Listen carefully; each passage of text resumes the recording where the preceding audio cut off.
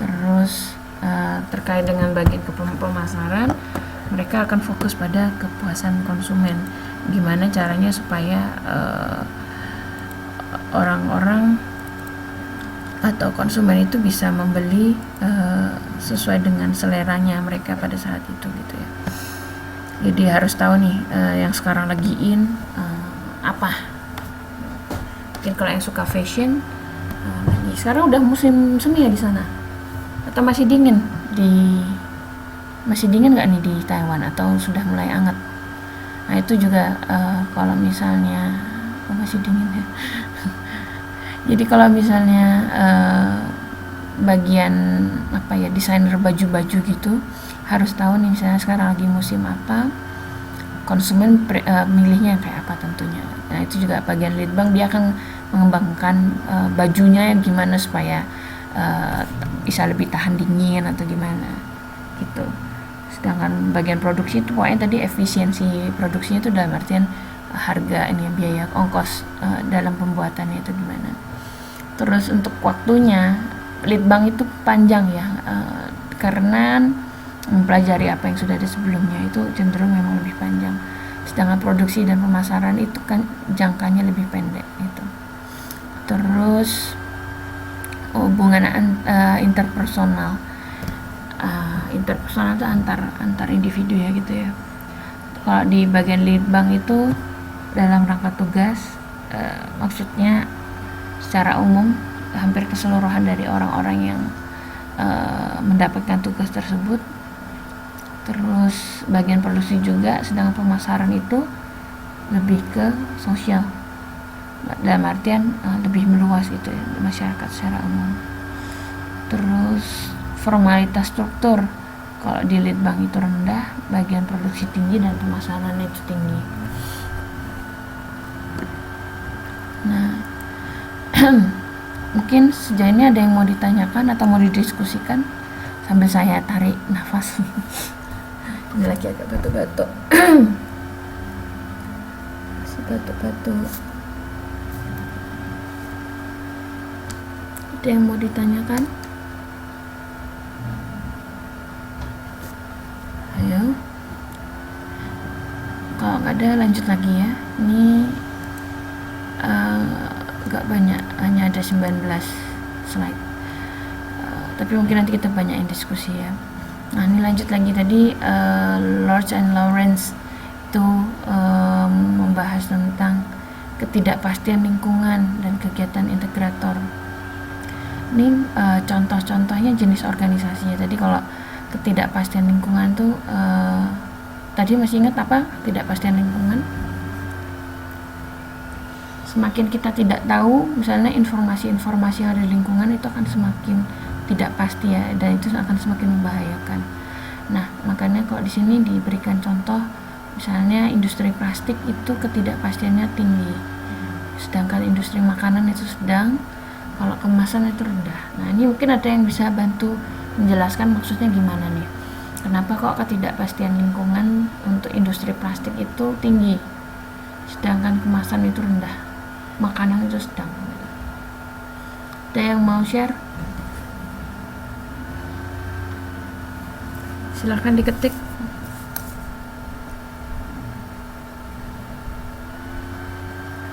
Halo?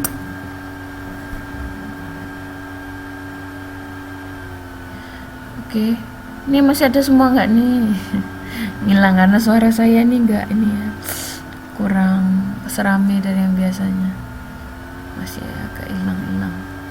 Nah ini kenapa kok untuk industri plastik itu tidak pastinya tinggi, karena kan nggak tahu ya kebutuhan masyarakat terhadap plastik itu seperti apa. Sedangkan kalau makanan itu ketidakpastiannya kan misalnya kan selera orang kan bisa berubah-berubah. Kadang misalnya kalau industri makanan kan kadang kalau misalnya entah karena dia nggak laku karena ada inovasi yang lain, terus atau misalnya dari sisi rasa itu kan juga akan berubah-berubah ya. Sedangkan industri kemasan itu rendah, kenapa kok tidak pastinya rendah? Karena jelas kadang ya, di sini analisanya. Terus persen pimpinan yang terlibat ini maksudnya apa? Ini maksudnya top manajemennya yang paling tinggi ketika di industri plastik, apakah dia akan turun langsung gitu ya. Kemudian di industri makanan juga ataupun industri kemasan. Nah ini biasanya kalau industri kemasan itu mungkin nggak terlalu ini ya, nggak terlalu tinggi, sehingga keterlibatan pemimpin itu nggak terlalu banyak, nggak terlalu besar, hanya 0% gitu. Oke. Nah ini rangkumannya. Jadi secara umum kompleksitas lingkungan itu membuat organisasi perlu ada diferensiasi ya. Kalau misalnya tadi konteksnya, kalau misalnya kita tadi di organisasi mahasiswa atau organisasi BEM lah gitu, misalnya di BEM semakin besar semakin kompleks cakupan kerjanya, itu nanti akan semakin spesifik lagi, itu ada diferensiasi, ada spesialisasi lah, ada pembagian divisi-divisinya. Tapi ini pemisahan divisi itu bukan berarti jalan sendiri-sendiri, karena itu nanti secara keseluruhan, secara umumnya itu akan diintegrasikan supaya dari masing-masing elemen itu bisa tetap berkontribusi ya dalam pencapaian tujuan bersama. Jadi nggak jalan sendiri-sendiri.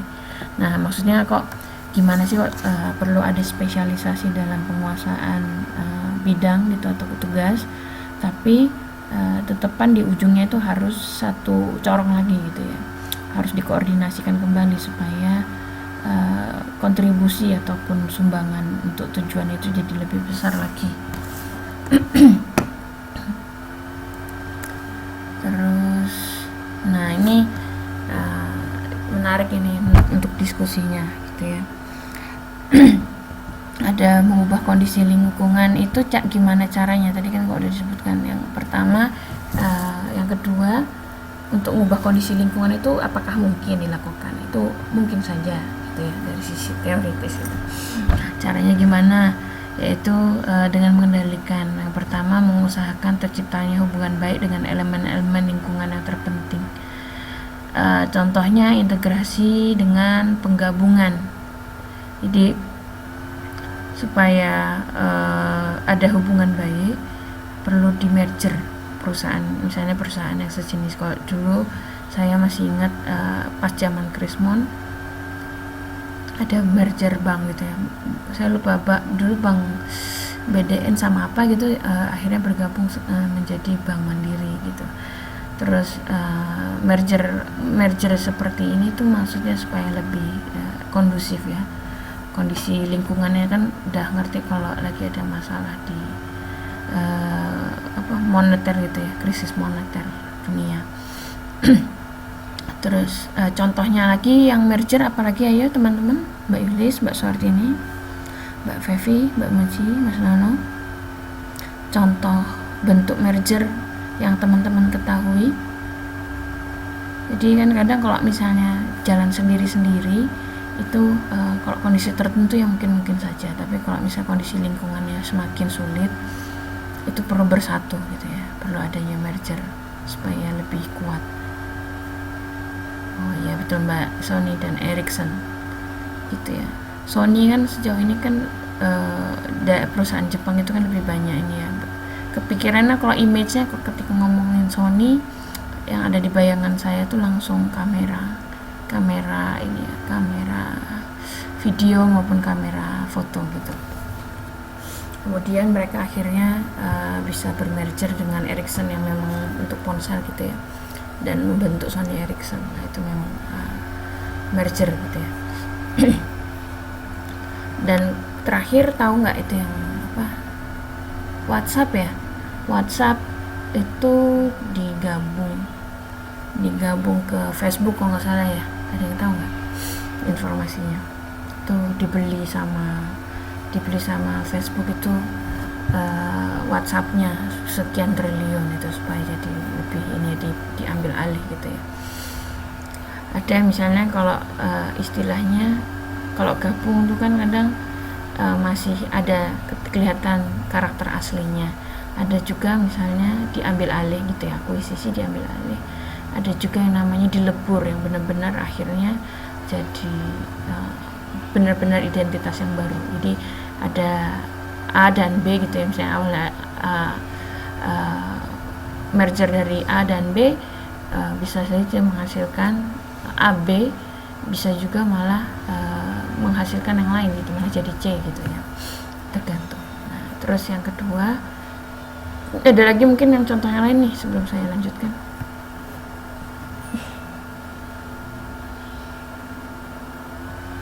Contoh lainnya ada? Nggak ada. Yang kedua itu kontrak atau joint venture, usaha patungan. Ini tujuannya untuk mengurangi ketidakpastian atau jaminan jangka panjang. Joint venture itu mungkin banyak dilakukan ya, terutama untuk kegiatan SME gitu ya, small medium enterprise, UKM gitu ya, unit kegiatan masyarakat, usaha kecil menengah ini kan juga gitu ya, mereka banyak ya, beberapa daripada mungkin prefernya daripada merger mungkin lebih pilih ke usaha patungan. Jadi disesuaikan dengan besaran modal gitu ya, misalnya kalau mau bikin usaha apa, yang satu 30%, satu 70%, nah nanti keuntungannya dibagi sesuai dengan besarnya dia patungannya seberapa gitu. Nah, yang ketiga ada kooptasi dan interlocking directorates. Ini maksudnya ini ya, mencoba membuat orang-orang yang pernah ada di birokrat gitu ya, di perusahaan-perusahaan atau pejabat pemerintah lah, itu kan banyak banget biasanya mereka ditarik jadi direktur perusahaan atau dewan direksi atau apalah gitu kan, macam-macam sebutannya. Atau misalnya di sini contohnya komisaris perusahaan gitu ya. Nah, kalau memang praktik tentang si pejabat pemerintah kemudian dia bekerja juga di perusahaan swasta, itu supaya best practice ataupun pengalaman dari si birokrat tersebut atau pejabat tersebut itu bisa bermanfaat untuk perusahaan. Nah, ini saya ingat ya, di pelajaran dulu saya memang nggak praktik tentang kayak gini tuh nggak cuma terjadi di Indonesia tapi juga di luar negeri. Itu konteksnya saya belajar tentang Jepang. Nah, Jepang itu memang ada konsep seperti ini ya, kooptasi, supaya orang-orang yang pernah duduk di birokrat ya, bos-bos gitu yang di atas itu, mereka gabung, ditarik di perusahaan gitu, supaya tahu kalau misalnya ada terkait kebijakan-kebijakan pemerintah itu tahulah selah-selahnya gitu. Kalau di Jepang itu istilahnya amakudari. Amakudari itu artinya turun dari langit gitu ya. Turun dari langit maksudnya gimana ya, birokrat atau pejabat itu dianggap sebagai dewa gitu atau apa ya, dari langit terus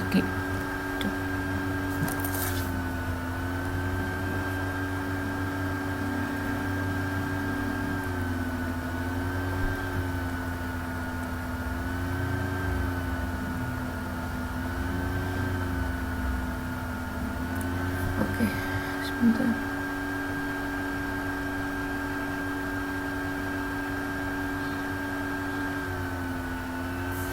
Oke, maaf terputus lagi barusan. Jadi ini ya, langsung dilanjutkan lagi. Maaf ya, bolak-balik putus. Waalaikumsalam, Mbak. Jadi langsung gabung ya, Mbak, nanti rekamannya saya share juga. Nih suaranya lagi serak-serak merdu saya, nggak bisa banyak ini bersuara. Terus yang keempat, pengangkatan eksekutif. Ini juga kalau saya menempatkan orang-orang yang ada di orang-orang penting sebagai dewan pembina atau apapun lah gitu.